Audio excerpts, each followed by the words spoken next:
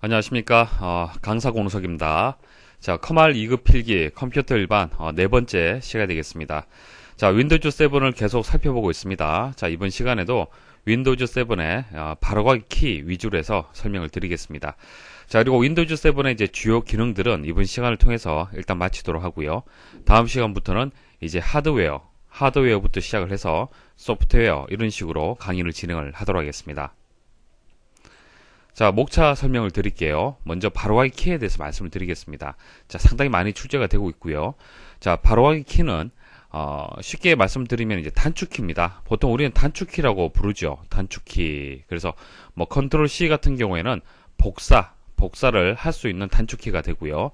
컨트롤 X 같으면은 잘라내기라는 그런 이제 단축키가 되는 겁니다. 자, 이런 단축키가 상당히 많습니다. 각각에 대해서 말씀을 드리도록 하겠습니다.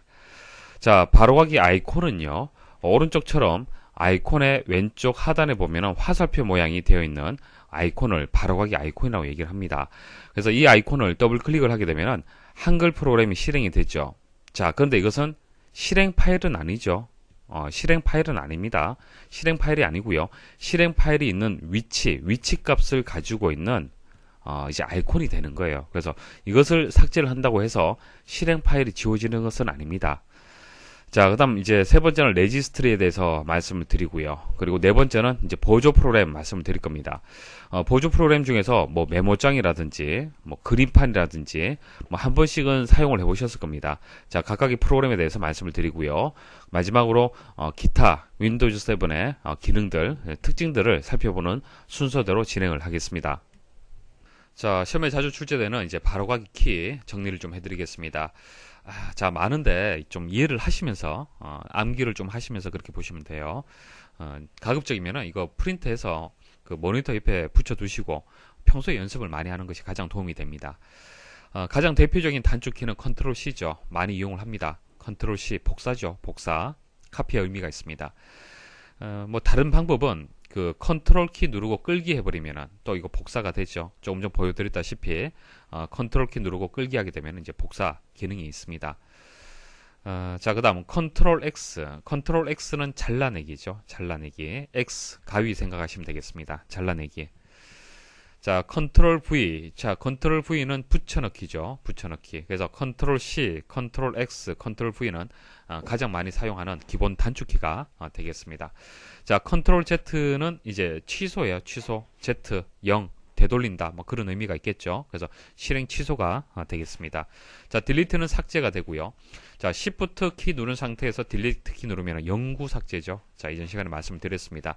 자, 프린트 스크린은 화면 전체를 캡처하는 거고, 그 다음 Alt를 누른 상태에서 프린트 스크린 하게 되면 Alt 활성화된 그냥 액티브 A 생각하시면 되겠죠. Alt 키 누르게 되면 활성화된 창만 캡처가 되는 거고, 컨트롤 A 누르게 되면 전체가 선택이 됩니다. 자, 뭐 마우스 끌기는 다 말씀을 드렸죠. 컨트롤 해서 끌기 하면 이제 복사가 되고요. 자, C 카피 생각하시면 되고, 컨트롤 시프트 끌기 하게 되면 바로가기가 생성이 됩니다. 자, 연습을 해보십시오. 자, 펑션 키. 키보드에 보시면은 F1, F2, F3, F4 다 있잖아요. 그죠? 자, F1번은요, 도움말을 보여줍니다. 자, F2번은요, 이름을 바꿔주고요. 그 다음 F3번은 검색의 기능이 있고, F5번은 세로 고침의 기능이 있습니다. 자, 보여드릴게요. 자, F1번은 가장 대표적인 펑션 키가 되는 겁니다. 첫 번째잖아요. 그죠? 그래서 도움말의 역할을 합니다. 도움말 기능이 있어요. 그래서 바탕화면을 선택을 한 상태에서 F1번 한번 눌러 보십시오. 자, 그럼 윈도우즈에 대한 도움말이 이렇게 나오고요. 만일 파워포인트를 내가 선택을 했다. 파워포인트를 선택한 상태에서 F1번 누르잖아요. 그죠? 그럼 파워포인트의 도움말이 나와요. 그러니까 활성화된 프로그램에 도움말이 나온다는 얘기입니다. 그러니까 F1번을 누른다고 해서 무조건 윈도우즈에 도움말이 나오는 것이 아니라 선택한 이제 어떤 프로그램에 따라서 이제 창이 달라져요. 도움말이 보여지지만 창이 달라진다는 얘기입니다. 됐죠, 그죠? 자, F2번은 이름을 바꿔줄 수 있습니다. 자, 선택을 하고 F2번 한번 눌러보십시오. 이름 바꿀 수가 있죠. 바꿀 수 있도록 이렇게 선택이 됩니다. 자, F3번은 검색입니다. F3번 한번 눌러보십시오. 자, F3번 누르면 검색창이 이렇게 나옵니다. 자, 검색창에 대해서는 또 뒤에 다시 설명을 드릴 겁니다. 자, F5번은요, 세로 고침입니다. 자, 우리 보통 인터넷 창에서 제대로 보여지지 않는다 하면 F5번 한 번 더 누르죠. F5번 누르게 되면 다시 다운로드 받아서 새로 고침 적용이 되는 겁니다. 그래서 이렇게 세 가지의 이제 펑션 키는 기본적으로 알고 계셔야 돼요. F1번 도움말, F2번 2는 이름을 바꾸는다. 2는 이름을 변경한다. 이렇게 기억하시면 되겠죠. 3은 검색이에요. 그래서 F1번, 2번, 3번은 기본적으로 아셔야 됩니다. 도이검 이렇게 기억을 하시든 여러분들이 암기를 좀 하셔야 되고, F5번은 새로 고침인데 F5 여기서 쉽게 기억을 하시려면은 까마귀 5자 기억하시면은 까마귀는 새가 되기 때문에 새로 고침이다. 그렇게 기억을 하셔도 되겠습니다. 자, 윈도우 키와 관련된 단축키 한번 보겠습니다. 자, 윈도우 키는요, 컨트롤 키하고 알트 키 사이에 보통 있습니다. 여러분들 키보드에 보시면은 컨트롤 키하고 알트 키에 보시면은 그 사이에 있죠. 자, 윈도우 키라고 합니다. 시작 키, 윈도우 키라고 하죠. 자, 윈도우 키를 그냥 누르시면은 시작 메뉴가 보여지는 겁니다. 한번 눌러 보십시오. 누르시면 이렇게 시작 메뉴가 보여지죠. 한 번 더 누르면은 닫혀지게 됩니다. 자, 그리고 윈도우 키 하고요. M자 누르게 되면은 최소화되죠. 모든 창이 최소화가 됩니다. 자, M, 민 생각하시면 되죠. 최소화. 자, 윈도우 키하고요. E, 알파벳 E를 누르면은 탐색기가 열리게 됩니다. 익스플로러, 탐색기가 익스플로러입니다. 그래서 인터넷 익스플로러는 인터넷을 검색하는 창이 되는 거고, 탐색기는 우리가 익스플로러라고 얘기를 하죠. 그래서 E 생각하시면 됩니다. 자, 윈도우 키하고요. F 누르게 되면은 검색이 됩니다. 검색 창이 보여집니다. 자, 파인드 생각하시면 되겠죠. F. 자, 윈도우 키하고요. R자 누르게 되면은 실행 대화 상자가 나옵니다. 자, 윈도우 키 누르고요. R자 한번 눌러 보십시오. 누르면 이런 실행 창이 나옵니다. 자, 그리고 윈도우 키하고요. F1번. 자, F1번 누르게 되면은 자, 그 윈도우즈 7의 도움말이 나와요. 윈도우 키하고 F1번 누르면 그냥 F1번 누르면 활성화된 프로그램의 도움말이 나오고요. 윈도우 키하고 F1번하고 같이 누르게 되면 윈도우의 도움말이 보여지는 겁니다. 자, 그리고 Alt하고요. F4번 한번 눌러 보십시오. Alt하고 F4번 누르면 활성화된 창이 닫히게 됩니다. 자, 실습으로 보여드릴게요. 자, 지금 탐색기를 제가 선택을 했어요. 자, 이 상태에서 Alt 키하고 F4번 누르면은 그 X표 누를 때하고 똑같은 결과가 만들어집니다. 창이 닫혀버려요. 프로그램 종료가 되고요. 그 다음 Alt하고 Enter 누르면요. 선택한 항목의 속성을 보일 수가 있습니다. 만약 이것을 선택을 했잖아요. 그죠? 자, Alt 키 누르고 Enter 한번 눌러보십시오. 그러면 속성 창이 이렇게 보여집니다. 자, 마우스 오른쪽 버튼 클릭을 해서 속성을 선택할 때하고 동일하죠. 자, Alt 탭. 자, Alt 탭은요. 실행 중인 프로그램들 간에 작업을 전환해 줍니다. 자, 아래쪽에 보시면은 작업 표시줄에 보면은 이렇게 마우스로 클릭을 해서 작업을 전환할 수 있죠. 자, 지금 현재 엑셀도 있고 그리고 탐색기도 있고 파워포인트도 있습니다. 이렇게 클릭을 하게 되면은 작업을 전환할 수 있는데요. 이렇게 작업을 이제 마우스 클릭을 하는 것이 아니라 키보드를 이용할 수도 있다는 얘기예요. 자, Alt 키 누르고요. 탭 키 한번 눌러 보십시오. 자, 탭 키 누르면은 이렇게 현재 작업되고 있는 작업되고 있는 목록들이 보여지고요. 여기서 선택을 하고 그 다음 Alt 키를 한번 떼보십시오. 자, Alt 키를 떼버리면은 그쪽으로 이동이 되는 겁니다. 자, 다시 보여드릴게요. 키보드에서 Alt 키 누른 상태에서 탭 키 한번 눌러보십시오. 눌렀다가 또 한번 눌렀다가 자, Alt 키는 눌려져 있는 상태에서 탭 키만 계속 한번 눌러보십시오. Alt 키는 눌려져 있는 상태에서 탭 키만 계속 눌러보시면은 이렇게 작업을 이동을 할 수 있습니다. 자, 실행 중인 작업들 간에 작업 전환이 이루어지고요. 자, Alt 키 누르고 ESC. 자, Alt 키 누르고 ESC 한번 눌러보십시오. 자, Alt 키 누르고 ESC 누르시면은 아래쪽에 잘 보십시오. 작업이 이동되는 것을 보실 수가 있어요. 자, Alt 키를 누른 상태에서 ESC만 제가 눌렀다 뗐다 하고 있습니다. 자, 눌렀다 뗐다, 눌렀다 뗐다. 자, 이렇게 하면은 작업이 이동이 돼요. 조금 전 Alt 탭하고는 조금 다른데 결과는 동일하죠. 작업 간의 이제 이동, 전환을 할 수가 있습니다. 컨트롤 ESC. 자, 컨트롤 ESC 누르면 시작 메뉴 보실 수 있습니다. 자, 그리고 컨트롤 Shift ESC. 자, 이 세 개의 키를 동시에 누를 때 윈도우즈 작업 관리자라는 창을 보실 수가 있습니다. 자, 이와 같은 창을 보실 수가 있고요. 여러 개의 탭들이 있는데 이런 탭들의 특징들은 뒤에 다시 말씀을 드리고요. 일단 작업관리자가 무엇인지 정의를 말씀을 드리겠습니다. 자, 작업관리자라는 것은 현재 실행 중인 프로그램 그리고 프로세스에 대한 정보를 제공을 일단 하고요. 그리고 응답하지 않은 프로그램을 종료할 때, 강제로 종료할 때 사용하는 그런 이제 창이 되겠습니다. 여러분들이 이제 프로그램 여러 가지를 동시에 실행을 하다 보면은 실행되지 않고요. 멈추는 그런 프로그램들이 있을 거예요. 가끔 그런 경우가 있습니다.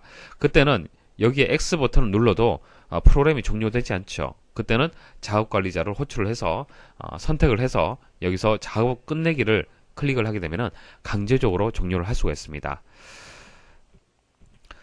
자, 그리고 여기 보시면 이제 프로그램이 있고요. 자, 그리고 프로세스라는 얘기가 있죠. 자, 차이점 설명을 드리겠습니다.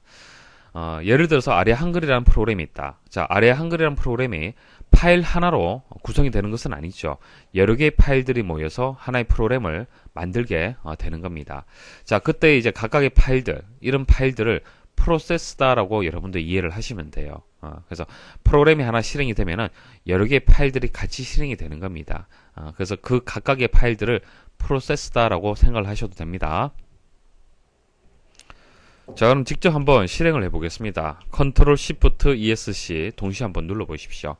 자, 눌러보시면은 응용 프로그램 탭이 먼저 보여질 겁니다. 자, 응용 프로그램 탭에서는 현재 작업이 이루어지고 있는 이제 이 작업들의 목록들을 보실 수가 있어요. 프로그램 목록을 보실 수가 있습니다. 그래서 여기서 이제 물론 아래쪽 작업 표시줄에서 선택을 해서 이렇게 보실 수도 있지만은, 자, 여기서 만일 메모장을 보겠다. 그럼 메모장 선택을 하고요.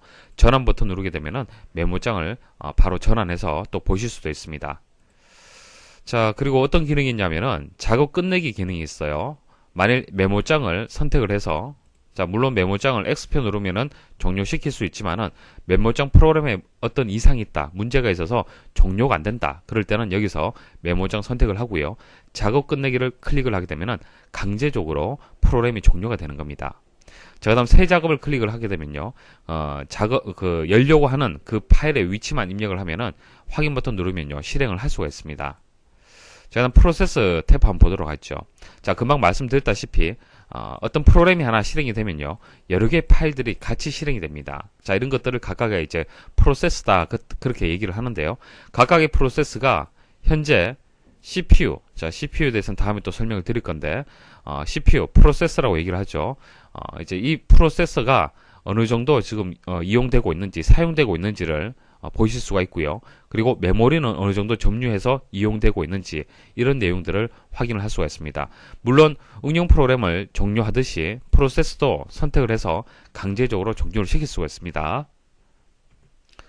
자, 그리고 성능 탭에 가시면은 현재 CPU가 어느 정도 활용이 되고 있는지, 이용되고 있는지 보실 수가 있어요. 그래서 전체 100%에서 뭐 7%, 8%를 이용을 하고 있다. 자, 그런 내용을 보실 수가 있고요.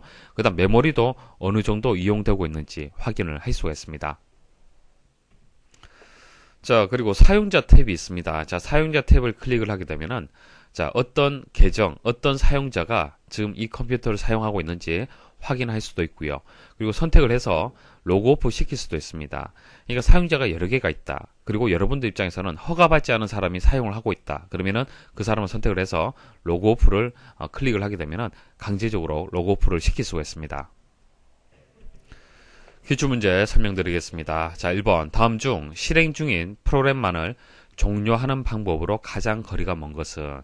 자, 1번. 실행 중인 프로그램 창에 제목 표시줄에서 X를 마우스로 클릭을 한다. 자, 이게 가장 기본적인 프로그램 종료 방법이 되겠죠. 자, 그 다음 두 번째, 컨트롤 시프트 ESC를 눌러 표시되는 창에 프로세스 탭에서 종료하려는 파일을 선택하고 작업 끝내기 버튼을 클릭한다. 자, 자세히 보십시오. 맞는 것 같지만 아닙니다. 자, 탭의 위치가 다르죠. 프로세스 탭이 아니죠. 운영 프로그램 탭에서 해당 프로그램을 종료할 수가 있는 겁니다. 그래서 2번이 정답이 되겠습니다. 자, 그 다음 2번. 윈도우즈 작업 관리자 창에서 할 수 있는 작업으로 옳지 않은 것은? 자, 쭉 보시면은 다 설명을 드렸고, 4번 보시면은 실행 중인 응용 프로그램의 실행 순서를 변경할 수 있다고 되어 있는데, 실행 순서를 변경할 수 있는 그런 이제 기능은 없습니다. 응용 프로그램을 종료할 수 있는 기능은 있죠. 자, 3번. 윈도우즈 7에서 사용하는 바로가기 키에 대한 설명으로 옳지 않은 것은? 자, Shift F10번 누르면 이런 기능이 있어요. 선택한 항목에 바로가기 메뉴를 표시를 하는 그런 이제 단축키가 되고요. 자, 지금 설명드릴 때 그때그때 여러분들 암기를 좀 하십시오. 그리고 실행을 직접 한번 해보시면은 좀 오래 기억이 될 겁니다. 자, 그리고 Shift 딜리트 키를 누르게 되면은 자, 딜리트 키를 누르면 휴지통으로 이동이 되지만은 Shift 키하고 같이 누르게 되면 어떻게 되는 거예요? 휴지통이 버리지 않고 바로 삭제가 되죠.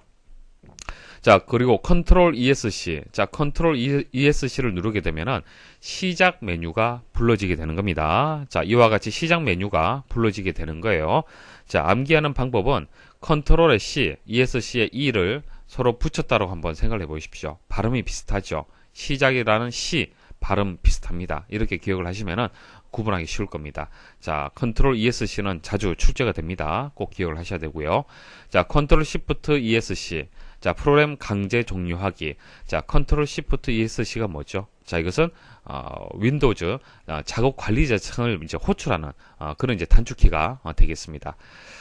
그래서 여기서 옳지 않은 것은 이제 3번이 정답이 됩니다. 근데 4번이 사실 정확하게 이제 정답이라고 볼 수는 없지만은 이제 작업 관리자 창을 호출을 해서 프로그램을 강제로 종료할 수가 있기 때문에 이것은 3번에 비해서는 맞는 보기라고 볼 수가 있는 거예요.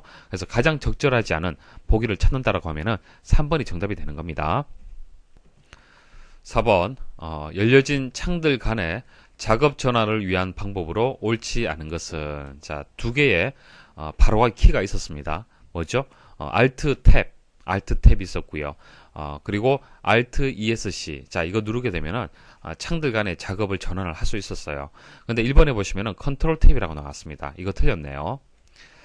자, 5번. 열려진 창들 간의 전환에 대한 것으로 옳지 않은 것은 자, 두 개는 꼭 기억을 하셔야 돼요. 작업 전환은 Alt 탭하고 Alt ESC 꼭 기억을 하셔야 됩니다.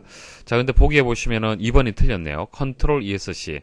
컨트롤 ESC가 아니라 Alt ESC죠. 6번 바로가기 키에 대한 설명으로 바르지 못한 것은 자, 꼭 기억을 해라 말씀을 드렸습니다. 컨트롤 ESC 이것은 시작 메뉴를 부르는 단축키가 되는 거예요. 바로가기 키가 되는 겁니다.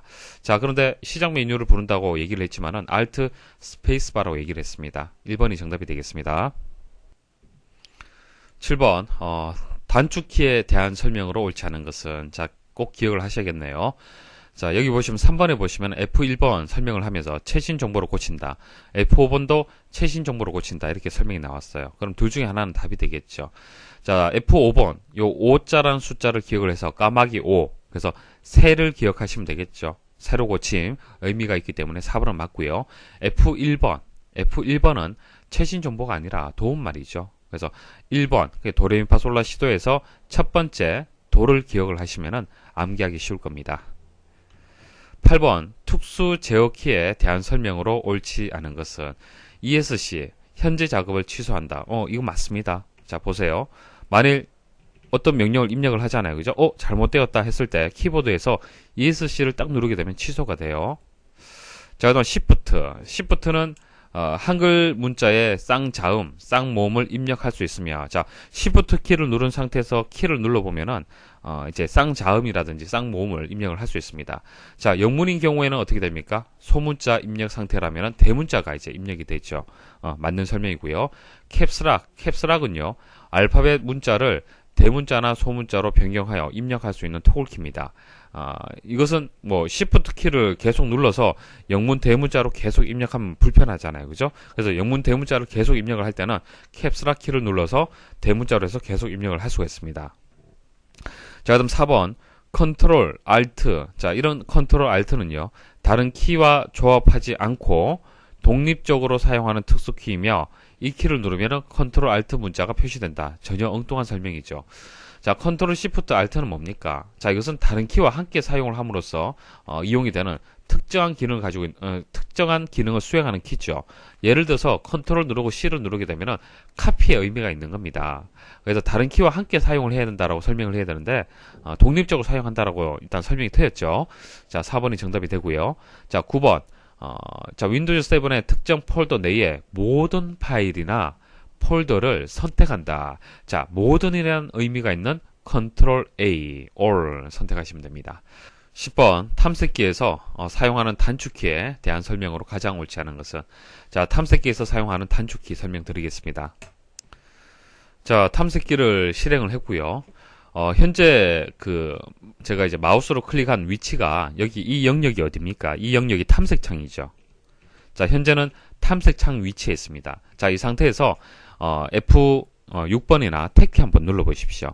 자, 눌러보시면 오른쪽으로 이동이 되었습니다. 자, 오른쪽은 파일 영역이죠. 파일 영역으로 이동이 되었고요. 또다시 탭키 한번 눌러볼게요. 자, 탭키 눌러보시면 위쪽으로 이동이 되었습니다. 그러니까 주소 표시줄 위치로 해서 이동이 되었고요. 다시 한번 탭키 한번 눌러보겠습니다. 자, 눌러보시면은 자, 이쪽으로 이동이 됐죠. 자, 검색 상자로 이동이 됩니다. 또 탭키 누르시면은 자, 구성이 표시가 되어 있는 도구 모음으로 이동이 돼요. 또 탭키 한번 눌러보십시오. 또 탭키 눌러보시고요. 탭키를 계속 눌러보시면은 어떤 창 사이에 전환이 이루어진다는 것을 알 수가 있습니다. 여기서 얘기하는 창이라는 것은 주소 표시줄, 검색 상자, 그 다음 도구 모음 이런 식으로 자, 이런 식으로 이동이 된다는 뜻이에요. 그래서 1번은 맞는 설명입니다. 맞는 설명이고요. 나머지 한번 설명을 한번 드려볼게요. 숫자 키패드에 이제 마이너스라든지 플러스 그리고 곱하기 별표가 곱하기가 되잖아요. 그죠? 이 세 가지에 대해 설명을 드리겠습니다. 자, 숫자 키패드에 보시면은 곱하기, 뺄셈, 곱셈, 덧셈, 사치 연산을 다 할 수 있는 게 다 있죠. 나눗셈, 곱셈, 뺄셈, 덧셈 키가 다 있습니다. 거기서 자, 이것을 선택을 하고요. 플러스 한번 눌러보십시오. 자, 플러스 눌러보시면요. 하위 폴더들이 확장이 되면서 표시가 돼요. 자, 마이너스 한번 눌러보십시오. 마이너스 누르게 되면은 어떻게 돼요? 하위 폴더가 닫히게 되죠.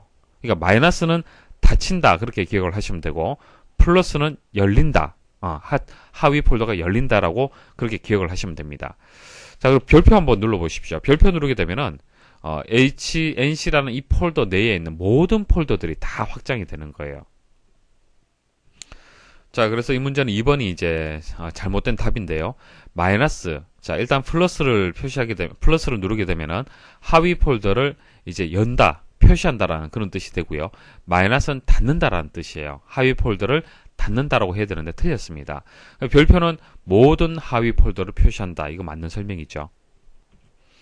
11번 윈도우에서 다수의 응용 프로그램으로 작업할 때 단축키를 사용하여 창의 조작 등을 실행할 수 있다.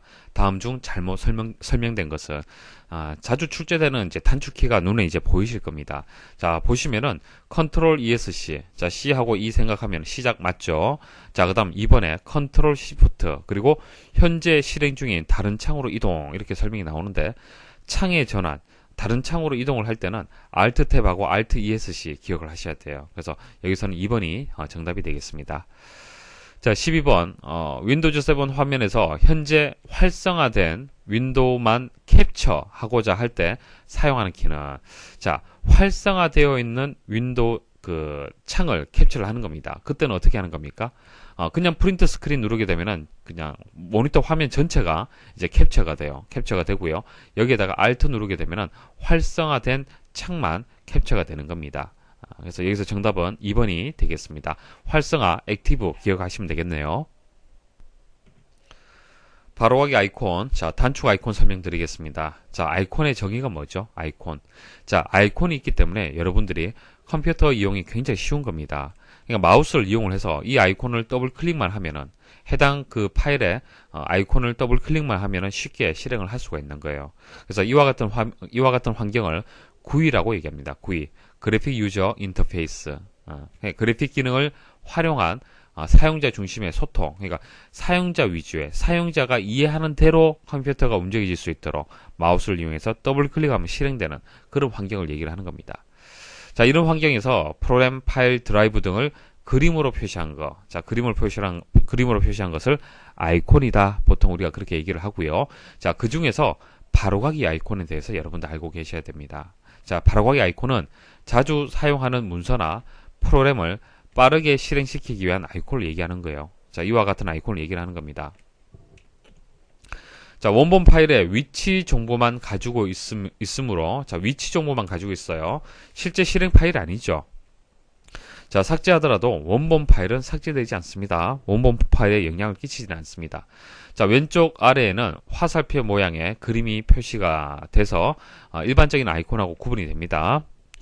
하나의 원본 파일에 대한 바로가기 아이콘을 여러 개를 만들어 사용할 수 있다. 자, 바로가기 아이콘을 쉽게 만드는 방법은 자, 해당 폴더나 파일을 선택을 하고요. 오른쪽 버튼 클릭을 해서 바로가기 만들기 클릭하면 됩니다. 클릭하면 이와 같이 실제 아이콘은 이제 그 화살표 모양이 없죠. 근데 바로가기 아이콘은 이렇게 화살표 모양이 있습니다. 자, 이것을 삭제한다고 해서 그 원본에 영향은 없습니다. 자, 딜리트해서 한번 삭제를 해볼게요. 자, 영향은 없죠. 그리고 바로가기 아이콘은요, 여러 개 중복해서 얼마든지 만들 수 있습니다. 이런 이제 바로가기 아이콘의 확장자. 보통 우리 그 동영상 파일 같은 경우에 뒤에 AVI 이런 식으로 확장자를 확인할 수가 있는데 여기서는 바로 확장자를 볼 수가 없습니다. 오른쪽 버튼 클릭을 해서 속성 가게 되면은 일반 탭에 보시면은 자, 바로가기 파일 형식이 표시가 되면서 .lnk라고 되어 있죠. 링크를 뜻하기 때문에 LNK가 됩니다. 자, 이런 아이콘, 바로가기 아이콘을 정렬할 때는 바탕화면에서 오른쪽 버튼 클릭을 해서 정렬 기준에 가면은 이름을 가지고 정렬할 수도 있고 크기, 항목의 유형, 그리고 수정한 날짜를 기준해서 정렬을 할 수 있습니다. 자, 그리고 바로가기 아이콘은 실제 파일이 아니고요. 자, 속성에 가서 위치 값을 가지고 있다라고 말씀을 드렸잖아요. 자, 여기 보시면은 이제 대상, 이 위치가, 주소가 이렇게 표시가 됩니다. 그러니까 바탕화면에 해오라기 위치가 되는 거예요. 그러니까 이 위치 값만 지금 이 바로가기 아이콘이 가지고 있는 겁니다. 만일 이 위치 값을 바꿔주게 되면은 또 그 해당 파일의 위치를 이제 그 선택할 수 있도록 그렇게 이제 바로가기 아이콘이 바뀌는 겁니다. 자, 금방 말씀드린 대로 속성창에서 바로가기 탭에 가면은 이제 대상이라는 이제 값을 수정을 할 수가 있습니다. 그래서 연결된 대상 파일을 변경할 수도 있어요. 한글로 지금 되어 있지만 한글이 아니라 폴더를 또 지정을 할 수도 있습니다. 기출문제 설명드리겠습니다. 자, 윈도우즈 7에서 바탕화면에 바로가기 아이콘을 만들기 위한 방법으로 옳지 않은 것은 자, 바로가기 아이콘을 만드는 방법은 여러 가지가 있습니다. 자, 각각의 이제 방법들을 한번 확인을 해보겠습니다. 먼저 첫 번째 방법은요. 바탕화면의 바로가기 메뉴에서 자, 바탕화면에서 오른쪽 버튼 클릭을 하게 되면 바로가기 메뉴 있습니다. 새로 만들기에서 바로가기를 선택한 후 실행 파일을 찾아 바로가기 아이콘을 생성한다. 자, 바탕화면에서 오른쪽 버튼 클릭, 그럼 바로가기 메뉴 나오죠. 여기서 새로 만들기. 자, 새로 만들기에서 바로가기를 선택을 합니다. 자, 그럼 바로가기 만들기 창이 이렇게 나옵니다. 마법사가 실행이 되는데요. 여기서 찾아보기 버튼을 클릭을 해서 여러분들 바로가기 아이콘을 만들 대상을 선택을 하면 됩니다. 대상을 선택을 하고 확인 버튼 누르고요. 그리고 다음 버튼 누르고요. 이름을 입력을 하라 이렇게 나오는데 이름 선택을 하시고 마침 버튼 누르시면 됩니다. 자, 이와 같이 바로가기 아이콘이 만들어졌습니다. 1번은 맞는 설명이죠. 자, 2번 탐색기 창에서 실행 파일을 마우스 오른쪽 버튼으로 누른 상태에서 바로 바탕화면으로 드래그한 후에 표시되는 바로가기 메뉴에서 여기에 바로가기 만들기를 선택을 한다.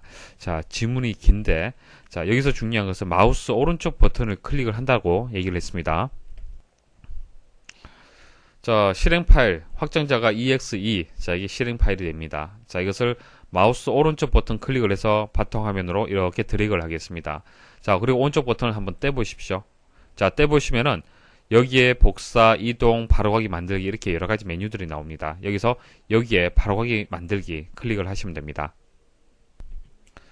3번 탐색기 창에서 실행 파일을 Shift를 누른 상태로 바탕화면에 드래그한다. 자, Shift를 누르고 바탕화면으로 드래그 하는 겁니다. 자, Shift를 누르고 바탕화면에다가 한번 드래그를 해보십시오. 바탕화면으로 이동이라는 메시지가 나오고요. 마우스 버튼을 떼시면은 이동이 되는 거예요. 여기서 파일이 없어졌죠. 그래서 이렇게 하시면 안 되고요. 자, 원래대로 되돌리기 하고요. 자, 이것을 이렇게 바탕화면에 만들 때는 이제 Shift 누르시면 안 되고 Shift하고 컨트롤 키 같이 한번 눌러보십시오.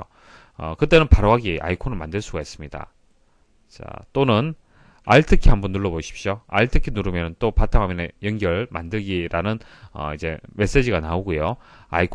바로가기 아이콘을 만들 수가 있어요. 그래서 Shift 키만 눌러서는 안 된다는 거 기억을 하십시오. 그래서 3번이 일단 정답이 되겠네요. 자, 4번 보겠습니다. 탐색기 창에서 실행 파일에 바로가기 메뉴에서 자, 실행 파일을 하나 선택을 해서 마우스 버튼, 오른쪽 버튼 클릭을 하는 겁니다. 바로가기 만들기를 선택한 후에 같은 폴더 안에 만들어진 해당 바로가기 아이콘을 바탕화면으로 들어간다. 자, 여기서 오른쪽 버튼 클릭을 하죠. 자, 바로가기 메뉴에서 바로가기 만들기 클릭을 합니다. 그럼 바로가기 만들기 이제 만들어졌잖아요. 그죠? 이것을 마우스로 이렇게 드래그를 해서 바탕화면으로 이동을 하게 되는 겁니다. 자, 이와 같은 메시지가 나오는 이유는 기존에 동일한 파일이 있기 때문에 그래요. 2번, 바탕화면에 있는 바로가기 아이콘에 관한 설명으로 옳지 않은 것은, 자, 꼭 기억을 하셔야 됩니다.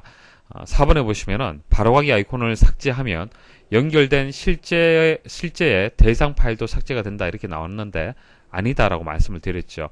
원본 파일은 삭제되지 않습니다.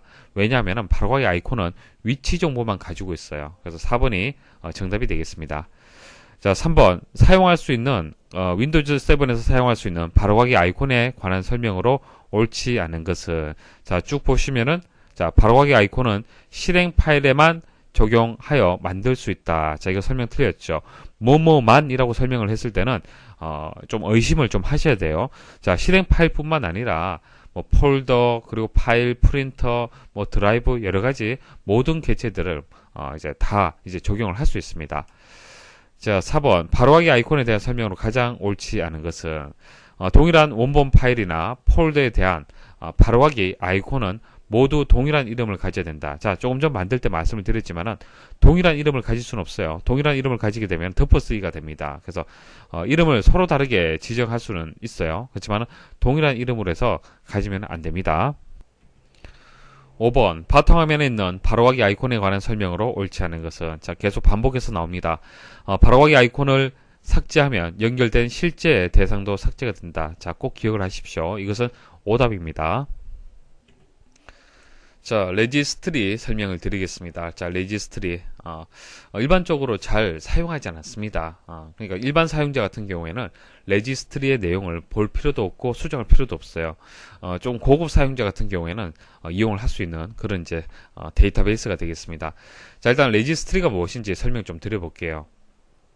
자, 레지스트리는요, 모든 하드웨어와 소프트웨어의 실행 정보를 모아 관리하는 계층적인 시스템 데이터베이스예요. 자, 말이 어렵죠. 계층적이다, 시스템이다, 데이터베이스다. 설명이 어려운데 일단 데이터베이스를 말씀을 드리면요, 데이터베이스란 것은 관련된 어떤 업무에 관련된 파일들을 쭉 모아둔 것을 데이터베이스라고 얘기를 해요. 여러분들 회사나 여러분들 학교에 다 데이터베이스가 있습니다. 그리고 기사 퍼스트 사이트에도 데이터베이스가 다 있죠. 그래서 커말 필기와 관련된 데이터들을 모아두면 이것은 커말 필기와 관련된 데이터베이스가 되는 겁니다. 그런 식으로 관련된 파일들을 모아둔 것을 데이터베이스라 얘기를 하고요. 자, 시스템 데이터베이스라는 얘기는 컴퓨터 시스템에 대한 이제 데이터베이스라는 얘기예요. 그리고 계층적이라는 얘기는 우리가 탐색기 한번 열어보시면은 상위 폴더를 열어서 또 하위 폴더를 볼 수가 있고, 또 하위 폴더를 클릭을 하면 또 하위를 볼 수가 있죠. 이런 식으로 계층적으로 되어 있잖아요. 그죠? 그래서 탐색기의 어떤 그런 형식을 생각을 하시면 됩니다. 그래서 레지스트리는 아주 중요한 정보를 다 가지고 있어요. 시스템에 대한 정보들을 가지고 있는 그런 이제 어떤 장소라고 보시면 됩니다. 윈도우 운영체제에서 어떤 하드웨어가 장착되어 있는지, 시스템 사양이나 선택사항은 무엇인지, 메모리는 어떻게 설정되어 있는지, 이제 이런 이제 부팅시 필요한 정보들을 한 곳에 모아놓은 장소예요. 그래서 이 레지스트리는 일반적인 사용자가 이용을 하지 않는다는 이유가, 이거 잘못 건드리면요, 부팅 안 됩니다. 아주 중요한 정보가 있기 때문에 함부로 수정해서는 절대로 안 돼요. DMA, IRQ 등과 같은 하드웨어 정보와 소프트웨어 실행 정보를 관리한다. 그래서 정보란 얘기 나오면은 일단 레지스트리에 대해서 설명을 한다라고 생각하시면 돼요. 자, 정보, 뭐 계층적이다, 시스템이다, 데이터베이스다, 뭐 실행 정보다, 이런 얘기가 나오면은 레지스트리를 선택을 하시면 됩니다. 자, 그럼 이 중요한 레지스트리를 함부로 열어서는 안 되겠죠. 그래서 함부로 여러분들이 접근해서 볼 수는 없어요. 자, 이것을 보려면은 레그 에디트라는 프로그램, 그러니까 레지스트리 편집기를 이용을 해야 됩니다. 레그 에디트, 레지스트리 에디트라는 뜻입니다. 자, 이 레지스트 편집기는요, 레지스트리의 내용은 기계어로 되어 있어 일반 문서 편집기로 확인할 수 없으므로 수정하려면 레그 에디트와 같은 레지스트 편집 프로그램 사용해야 된다. 그러니까 금방 말씀드렸던 레지스트리라는 이 정보는요, 데이터베이스로 되어 있고요. 시스템에 대한 중요한 정보를 가지고 있습니다. 그래서 컴퓨터가 이해하기 쉬운 기계어로 되어 있어요. 기계어라는 것은 1과 0으로 되어 있는 프로그램을 얘기합니다. 언어를 얘기를 하는 겁니다. 그러니까 여러분들 사람이 이해하기는 어려워요. 그렇기 때문에 이것을 직접 열어서 볼 수는 없어요. 일반 문서 편집기, 그러니까 아래 한글과 같은 일반 문서 편집기로는 확인할 수가 없습니다. 그래서 특수한 이제 편집기를 이용해서 열 수가 있는 거예요. 그게 레지스트리 편집기가 되는 겁니다. 자, 레지스트리 편집기를 사용하여 레지스트리를 잘못 변경하면 시스템을 손상시킬 수 있으므로 중요한 정보를 모두 백업한 후 레지스트리를 변경하는 것이 좋다. 자, 일단 한번 실행해서 보여드릴게요. 자, 레그 에디트. 자, 입력하고 엔터. 자, 예 버튼 누르시고요. 자, 프로그램이 이렇게 실행이 됩니다. 왼쪽에 보시면은 이런 탐색기 모양으로 되어 있죠. 계층적이라는 설명이 맞죠. 자, 그리고 보시면은 참 이해하기 어렵습니다. 어려워요. 이런 어려운 내용들이 쭉 입력이 되어 있고요. 이런 각각의 값들을 수정을 해야 돼요. 수정을 해서 어떤 변화를 줄 수가 있습니다. 근데 함부로 여러분들 수정하면 안 되잖아요. 그죠? 혹시나 수정할 일이 있을 때는 레지스트리를 백업을 해야 됩니다. 그래서 파일에 가서 내보내기를 클릭을 해서 백업을 하는 거예요. 그리고 가져오게 하게 되면 백업한 데이터를 가져올 수도 있습니다. 자, 그래서 레지스트리는 백업을 할 수도 있고요. 복원을 할 수도 있습니다. 자, 문제 한번 보도록 하죠. 다음 중 한글 윈도우즈에서 DMA, IRQ 등과 같은 하드웨어 정보와 소프트웨어 실행 정보를 관리하는 곳은, 자, 정보를 관리한다. 어디서 하는 겁니까? 레지스트리. 자, 보조 프로그램 중에서 이제 메모장 설명드리겠습니다. 자, 간단한 문서를 작성할 때는 뭐 아래 한글까지 사용하지 않고 뭐 메모장을 이용하게 되면 간단한 뭐 메모 정도는 남길 수가 있습니다. 그래서 윈도우즈 이제 7에서 제공하는 간단한 문서 작성기죠. 자, 서식이 필요 없는 간단한 문서 또는 웹페이지를 만들 때 사용할 수 있는 기본 텍스트 편집기가 되겠습니다. 자, 메모장은 보조 프로그램 내에 있습니다. 자, 메모장 선택을 하시고요. 그러니까 아래 한글처럼 고급 기능을 제공하지는 않습니다. 고급 기능은 없고요. 간단한 문서 작성을 할 때 주로 이용을 하는 그런 이제 프로그램이 되겠습니다. 여기 보면은 이제 그 저장하는 이제 인코딩 형식이 이제 시험에 나오는 경우가 있는데요.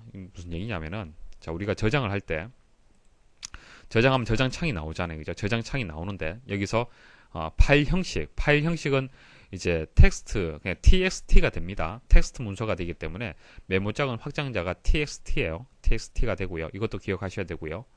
자, 그 다음 여기 인코딩 형식이라고 나와 있습니다. 인코딩 형식이 이렇게 네 가지를 지원을 합니다. 자, 각각에 대해서는 모르셔도 됩니다. 상관없어요. 그래서 이제 ANSI라든지 유니코드, 자, 유니코드 중에서 빅엔디안, 그리고 UTF-8, 자, 이렇게 네 가지를 지원해 준다. 자, 요거 하나 기억을 하십시오. 그래서 요것을 인코딩을 선택을 하고 저장을 하시면 됩니다. 자, 특징, 시험에 나온 특징 정리해 드리겠습니다. 자, ASCII 형식의 문자열을 작성하여 저장할 수 있고, 자, 형식 중에서 ASCII 형식이 있습니다. 가장 기본이 되는 형식이에요. 우리가 문자를 표현을 할 때 여러 가지 코드 형식이 있습니다. 그 중에서 ASCII는 가장 기본이 되는 텍스트 형식이 되는 거예요. 그래서 간단한 텍스트다, 형식이다 라는 정도 아시면 됩니다. 자, 기본 저장 파일 확장자는 .txt다. 자, txt예요. 확장자가. 자, 이렇게 되고요. 자, 그리고 64K 바이트 이상의 텍스트 파일을 저장할 수 있다. 자, 이거 좀 주의를 하셔야 됩니다. 자, 윈도우즈 XP, 그러니까 예전 버전에서는 64K 바이트 미만만 저장할 수 있었습니다. 메모장에서. 그런데 이제 윈도우즈 7에서 바뀌었어요. 그러니까 64K 바이트 이상의 파일도 저장할 수 있다는 얘기입니다. 그래서 시험에 64K 바이트 미만만 저장할 수 있다 하면 그것은 틀렸어요. 지금은. 자, 그리고 기억 용량의 단위를 한번 정리를 좀 해드릴게요. 여기 보면 뭐 킬로바이트, 메가바이트 이런 얘기가 나오는데 컴퓨터에서 그 저장하는 단위 제일 낮은 단위가 비트예요. 비트. 비트. 자, 1비트라고 했을 때, 자, 하나의 공간이 있고요. 이 공간에는 1 아니면 0을 저장을 할 수 있습니다. 그러니까 한 개의 비트에는 두 가지 정보를 저장할 수 있죠. 1이라는 정보 혹은 0이라는 정보. 두 가지 정보를 저장할 수 있는 공간. 그게 비트예요. 비트. 컴퓨터에서 제일 낮은 단위가 되고 기본이 되는 단위가 되겠습니다. 만약 이 비트가 8개가 있다. 자, 8개의 비트가 모이게 되면 바이트라고 합니다. 바이트. 여기서 B가 있죠. 이게 B가 비트가 아니고 바이트입니다. 보통 비트라고 할 때는 소문자 B를 쓰고요.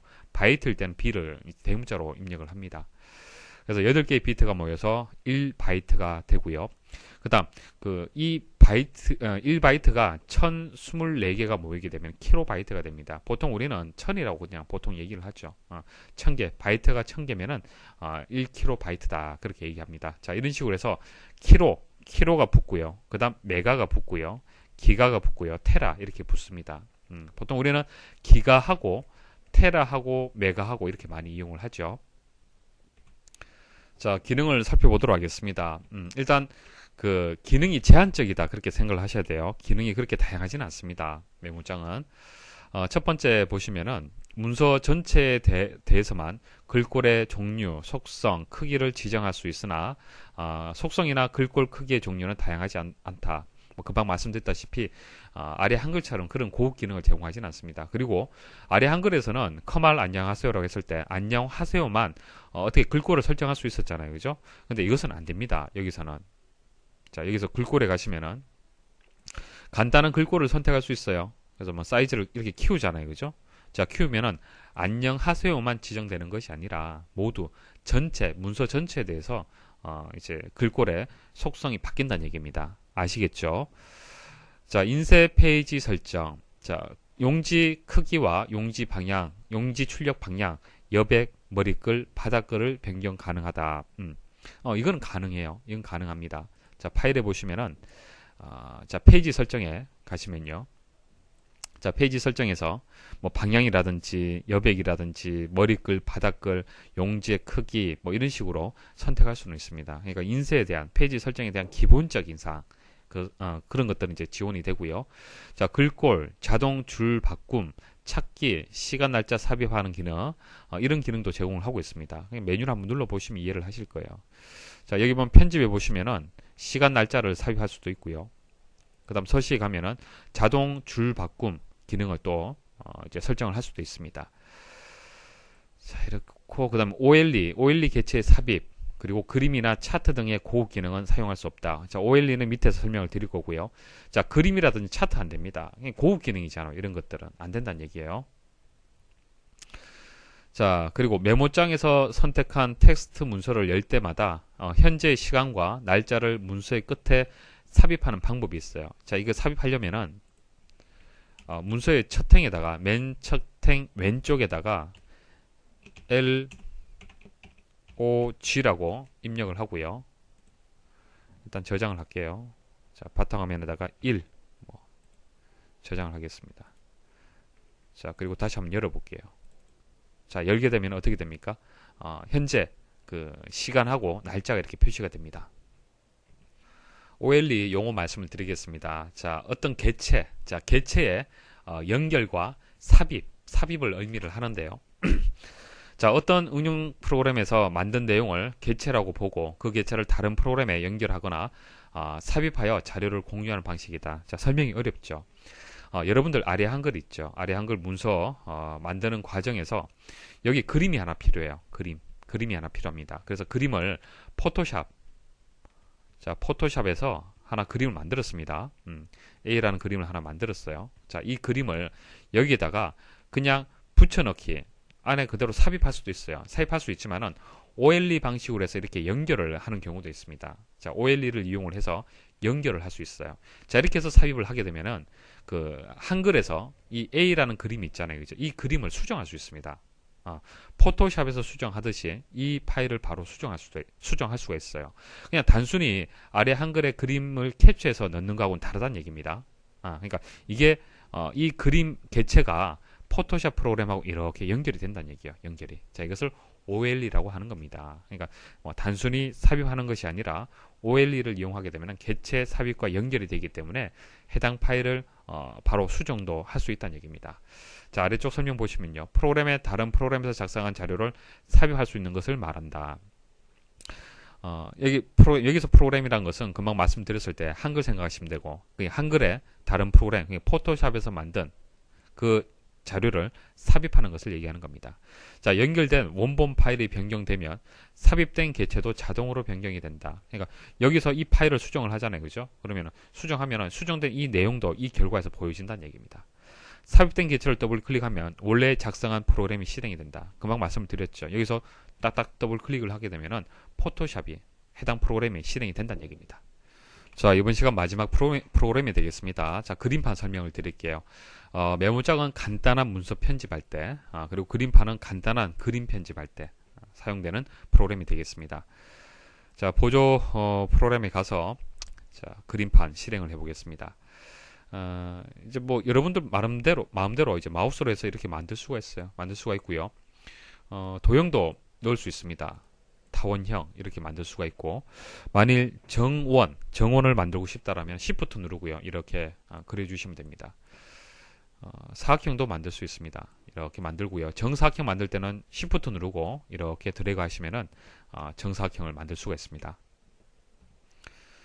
자, 저장 한번 해볼게요. 자, 저장 버튼 누르시면은 확장자를 선택할 수 있습니다. PNG가 기본적으로 나오는데 비트맵 형식으로 할 수도 있고, JPG, 그 다음에 GIF, TIFF 이런 식으로 해서 확장자를 선택을 할 수 있습니다. 자, 그래서 그림판은 간단한 그림을 이제 편집할 때 사용을 합니다. 포토샵에 있는 고급 기능은 없습니다. 특히 포토샵에 있는 레이어 기능. 자, 레이어라는 것은 어떤 겹쳐서 어떤 이제 효과를 주는 방식을 얘기를 하는 건데요. 자, 그런 고급 기능은 없어요. 그림판에. 그래서 좀 한계가 있다. 그렇게 기억을 하시면 됩니다.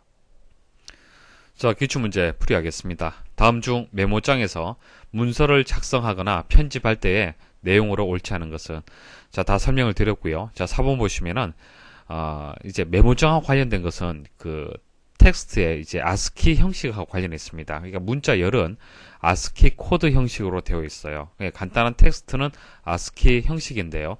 여기서 FCD이라는 형식이 또 있어요. 무엇인지는 아실 필요 없습니다.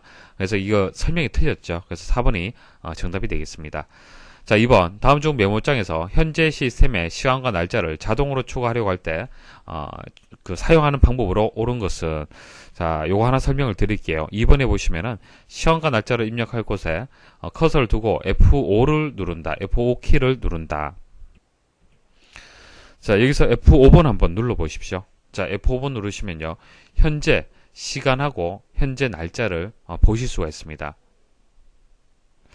자, 그리고 시간이 만일 좀 지나고 난 뒤에 다시 F5번 누르면요, 바뀝니다. 자, 지금은 바로 연속으로 눌러서 그런데, 자, 지금 금방 보셨죠? 5시 44분에서 5시 45분으로 바뀌는 거예요. 그래서 현재 시간을 바로 보여주는 겁니다. 자, 3번 메모장에서 저장된 텍스트 문서를 열 때마다 시스템 클럭을 참조하여 현재 시간과 날짜를 삽입하고자 한다. 다음 중 옳은 것은, 자, 금방 말씀드렸던 2번하고 3번은 개념이 다릅니다. 현재 커서의 위치에서 현재 시간과 날짜를 그냥 입력을 할 때는 F5번 누르면 돼요. 자, 그 입력된 시간과 날짜는요, 문서를 다시 연다고 해서 바뀌는 것은 아닙니다. 자, 그런데 문서를, 그러니까 메모장을 열 때마다, 그 파일을 열 때마다 현재 시간을 보고 싶다. 현재 시간과 날짜를 보고 싶다. 그럴 때는 조금 전 말씀드렸다시피 .log를 입력을 해야 돼요. 이렇게 입력을 하게 되면은, 자, 그 이제 메모장 프로그램을, 그 메모장 파일을 열 때마다 시스템의 클럭, 그러니까 시스템의 현재 시간을 참조를 해요. 현재 시간과 날짜를 참조를 해서 그 시간을 바로 보여주는 겁니다. 4번 윈도우즈 7의 보조 프로그램에 관한 설명으로 거리가 먼 것은, 자, 기타 내용들 나옵니다. 자, 계산기는 일반용, 공학용, 프로그래머용, 통계용이 있다. 자, 보여드리겠습니다. 모든 프로그램에 가서, 자, 보조 프로그램에 가고요. 자, 보조 프로그램에서 계산기 한번 클릭을 해보십시오. 자, 보기를 클릭을 하면요, 일반용, 기본적으로 일반용이고요, 공학용, 프로그래머용, 통계용 선택을 할 수 있습니다. 2번 사용자 정의 문자 편집기를 사용하여 특별 문자, 로고 등을 만들어 글꼴 라이브러리에 사용할 수 있다. 자, 뭐 자세한 건 모르셔도 돼요. 사용자 정의 문자 편집기라는 것이 보조 프로그램 가면요. 시스템 도구라고 있습니다. 시스템 도구 내에 보면은 사용자 정의 문자 편집기라는 게 있습니다. 자, 여기서 문자를 편집할 수 있다. 그런 이제 기능이 있는데요. 특수 문자라든지 로고를 만들 수가 있어요. 그래서 뭐 이렇게 만들 수 있다라고 그 정도만 여러분들 알고 계시면 됩니다. 그림판은 간단한 그림을 그릴 수 있으며 PNG 파일 등을 저장할 수 있다. 맞고요. 자, 4번 메모장은 OLE 개체를 삽입할 수 있다. 자, 이게 결정적으로 틀렸네요. 그죠? 자, 4번이 정답이 되겠습니다. 메모장은 OLE 개체를 이런 고급 기능을 가지고 있지는 않습니다. 그래서 나머지를 사실 모른다 하더라도 메모장에 대해서만 잘 아시면은 쉽게 답을 찾을 수가 있습니다. 5번 윈도우즈 7에서 윈도우즈 미디어 플레이어를 사용하여 할 수 있는 작업으로 옳지 않은 것은, 자, 미디어 플레이어로 할 수 있는 게 뭐죠? 재생이죠. 주로 재생을 할 수 있는 프로그램이 되는 겁니다. 그렇기 때문에 편집은 안 돼요. 근데 쭉 보시면은 편집이라는 얘기가 나옵니다. 그래서 3번이 여기선 정답이 되겠습니다. 6번 다음 중 한글 윈도우즈 7의 보조 프로그램 중 엔터테인먼트에 관한 설명으로 옳지 않은 것은, 자, 엔터테인먼트하고 관련된 프로그램은요. 윈도우즈 미디어 플레이어, 뭐 녹음기, 이런 멀티미디어와 관련된 프로그램들이 해당이 되는 겁니다. 그래서 이런 그 키워드하고 좀 무관한 것을 찾으시면 돼요. 옳지 않은 것을 찾기 때문에 보시면은 2번이 정답이 되겠네요. 하이퍼 터미널, 네트워크 설정 마법사. 자, 무엇인지는 정확하게 잘 모르겠지만은 이것은 네트워크 관련된 기능들이 되는 겁니다. 그래서 엔터테인먼트하고는 거리가 있습니다. 그래서 2번이 정답이 되겠습니다. 자, 그래서 뭐 이런 내용들은 자주 출제되지는 않습니다. 문제 보시고 정도 답을 선택할 수 있을 정도만 기억을 하시면 됩니다. 자, 7번 원격 데스크톱 연결. 자, 원격 접속을 하는 거예요. 여러분들 컴퓨터에서 또 다른 사람의 컴퓨터로 연결을 해서 마치 그 사람의 컴퓨터를 여러분들 컴퓨터인 것처럼 이용하는 그런 기능이 되겠습니다. 자, 시작에서 모든 프로그램, 보조 프로그램에 가게 되면 원격 데스크톱 연결이라는 기능이 있습니다. 자, 선택을 해서 연결을 시도할 수 있고요. 자, 연결 시 실행할 프로그램을 지정할 수 있다. 자, 이것도 맞는 얘기입니다. 자, 깊이 있게 아실 필요는 없고 실행할 프로그램을 지정할 수 있다라고 기억을 하시면 됩니다. 자, 원격 데스크톱의 화면 크기와 색상을 설정할 수 있다. 그러니까 여러분들의 바탕화면의 크기와 색상을 여러분들 컴퓨터에 조정할 수 있잖아요. 그죠? 마찬가지입니다. 원격으로 접속되는 컴퓨터도 바탕화면 크기라든지 색상을 설정할 수가 있고요. 원격 컴퓨터에서 실행하는 음악은 내 로컬 컴퓨터에서 들을 수 없다. 자, 여러분들 컴퓨터에 스피커가 이렇게 있고요. 자, 원격으로 B라는 컴퓨터에 접속을 했어요. 그래서 B라는 컴퓨터에서 음악을 재생을 했습니다. 자, 그 재생한 그 음악을 여기서 들을 수 있느냐? 그 말이에요. 들을 수 있습니다. 들을 수 있고요. 들을 수 없다라고 설명을 했기 때문에 틀렸어요. 그러니까 원격 데스크톱 연결이라는 것은 원격 컴퓨터를 내 컴퓨터인 것처럼 사용할 수 있는 거예요. 자, 그렇기 때문에 당연히 이제 원격으로 접속이 되는 이 컴퓨터에서 재생되는 음악도 여러분들이 들을 수가 있습니다.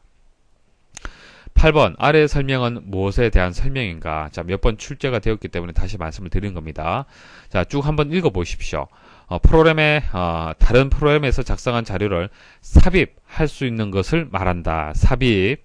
자, 연결된 원본 파일이 변경되면 삽입된 개체도 자동으로 변경이 된다. 삽입된 개체를 더블 클릭을 하면 원래 작성한 프로그램이 된다. 자, 이건 뭐죠? 삽입, 연결 이런 설명이 나와요. 자, 이것은 개체 삽입과 연결을 뜻하는 OLE가 되겠습니다. 자, 윈도우즈 7의 특징 한번 정리를 해볼게요. 자, 기타 내용들이 되겠습니다. 자, 먼저 윈도우즈 7의 특징으로 옳지 않은 것은 64비트 데이터 처리를 지원한다. 자, 윈도우즈 7은요, 32비트가 있고요, 64비트짜리가 있습니다. 둘 다 지원을 해요. 그래서 64비트를 지원을 하고 있고요. 예전에 사용했던 XP 같은 경우에는 32비트만 지원을 하고 있습니다. 1번은 맞는 설명이고요. 2번 비선점형 태스킹의 지원. 자, 일단 멀티태스킹이라는 것은 여러 프로그램을 동시에 사용하는 겁니다. 그러니까 음악을 듣고 웹서핑을 하면서 게임을 한다든지, 자, 그런 식으로 여러 개의 작업을 동시에 하는 것을 멀티태스킹이라고 얘기를 하는데, 자, 이 부분은 여러분들 쉽게 이해를 하실 거고, 문제는 비선점이라는 이 설명. 자, 이거 좀 어렵죠. 어려운데 비선점을 이해하기 전에 선점에 대해서 이해를 하시면 됩니다. 자, 선점이라는 것을 양보로 바꿔서 한번 생각을 해보십시오. 그럼 이해하기 쉬워요. 자, 운영체제가 각 작업의 CPU 이용 시간을 제어하여 응용 프로그램 실행 중 문제가 발생하면 해당 프로그램을 강제 종료시키고 모든 시스템 자원을 반환하는 멀티태스킹 운영 방식이다. 자, 설명이 어려운데 개념 설명드리면 이렇습니다. 여러분들이 컴퓨터를 이용을 해서 음악을 듣는 중이었어요. 자, 음악을 듣다가 그 게임도 하고요. 자, 웹서핑도 하고 있습니다. 자, 그런데 이렇게 동시에 작업을 하잖아요. 그죠? 동시에 작업을 하다가 음악 작업을 하는 중에 문제가 발생을 해서 이것을 닫고 게임을 다시 시작을 해야 돼요. 자, 이와 같은 경우는 음악 프로그램 입장에서는 양보를 해주는 거죠. 사용권을 게임에게 넘겨주는 거잖아요. 그러니까 CPU가 음악을 재생을 하다가 게임을 다시 실행을 하는 거잖아요. 그죠? 자, 이런 식으로 음악 입장에서는 양보해주는 개념, 이것을 선점이라고 얘기합니다. 선점. 그래서 여러분들이 멀티태스킹이 지원되는 이유가 선점이기 때문에 그래요. 선점형이기 때문에 멀티태스킹이 지원이 되는 겁니다. 그러니까 양보를 한다는 얘기예요. 또 하다가 게임에서 양보를 하고 웹 서핑을 하는 겁니다. 근데 이것이 상당히 빠르게 실행이 전환이 되기 때문에 동시에 작업이 되는 것처럼 여러분들한테 느껴지는 겁니다. 그래서 윈도우즈 7은요, 선점이라고 얘기를 해야 돼요. 선점. 그러니까 양보한다. 다른 프로그램도 CPU가 처리할 수 있도록 양보한다. 자, 그렇게 기억을 하시면 됩니다. 자, 3번 플러그 앤 플레이 기능의 지원. 자, 플러그 연결하면 바로 실행한다. USB 생각하시면 되겠죠. 기능 지원하고 있고요. OLE 기능 기본적으로 제공하고 있습니다. 물론 메모장은 프로그램에 따라 다른 거예요. 메모장은 지원하지 않지만은 기본적으로는 운영체제에서 지원을 합니다. 2번 다음 중 압축에 관한 설명으로 옳지 않은 것은. 자, 압축 프로그램 많이들 이용하고 계시죠. 보통 RGB라는 이제 압축 프로그램을 주로 이용을 하는데요. 윈도우즈 7에서도 압축 기능을 제공하고 있습니다. 그렇지만은 그 기능 사용이 좀 불편하기 때문에 잘 사용하지는 않습니다. 그래서 이제 직접 RGB라는 프로그램 같은 것을 다운로드 받아서 그렇게 이용을 하죠. 자, 근데 윈도우즈 7에 있는 압축 기능을 사용을 하려면요.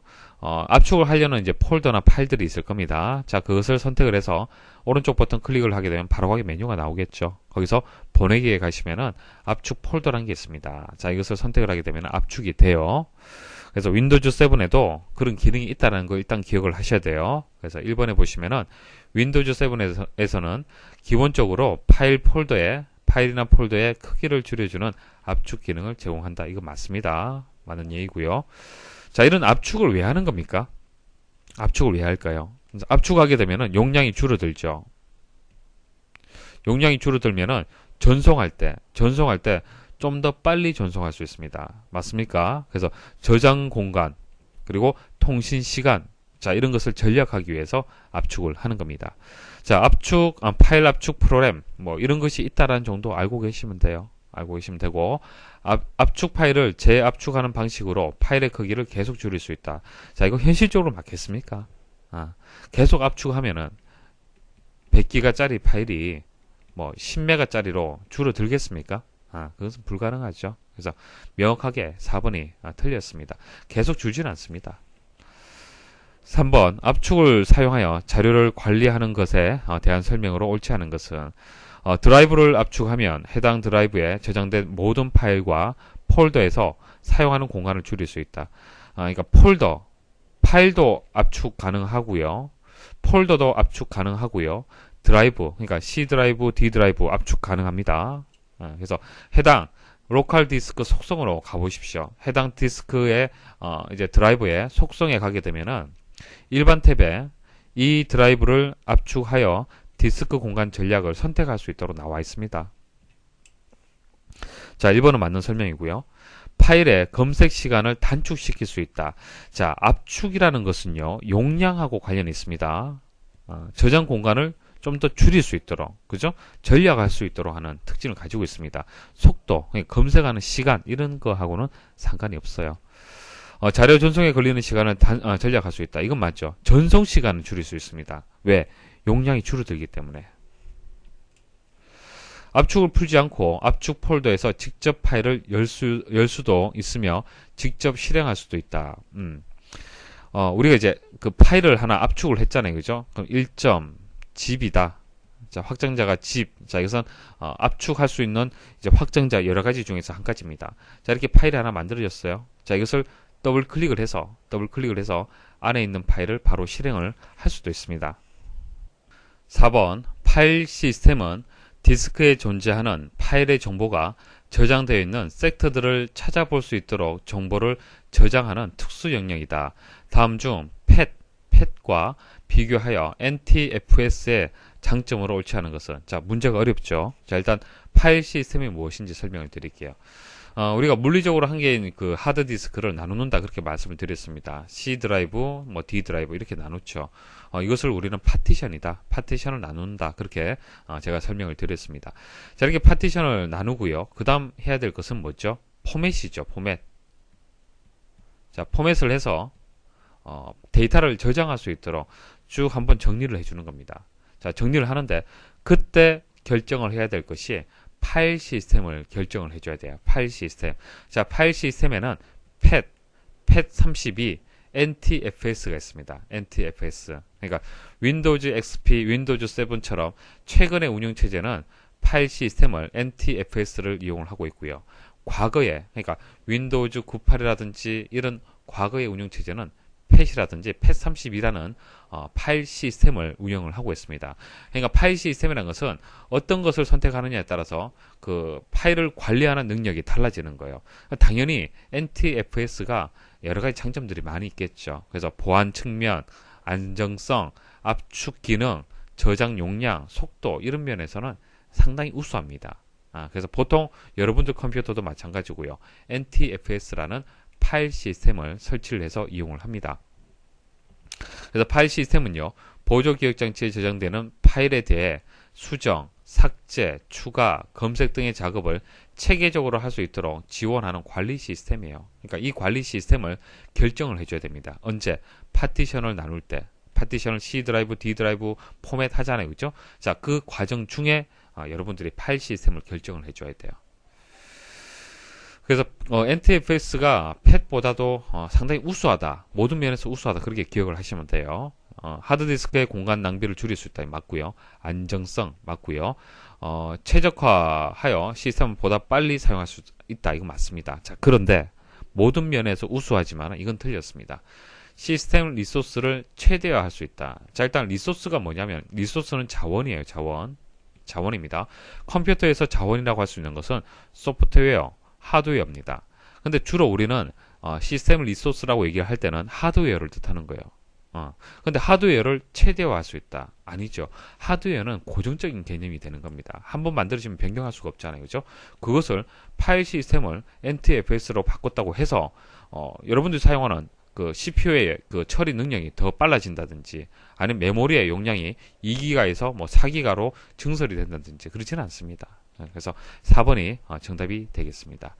자, 이렇게 해서 여기까지 해서 윈도우즈 7의 주요 기능 설명을 마치도록 하겠습니다. 수고하셨습니다.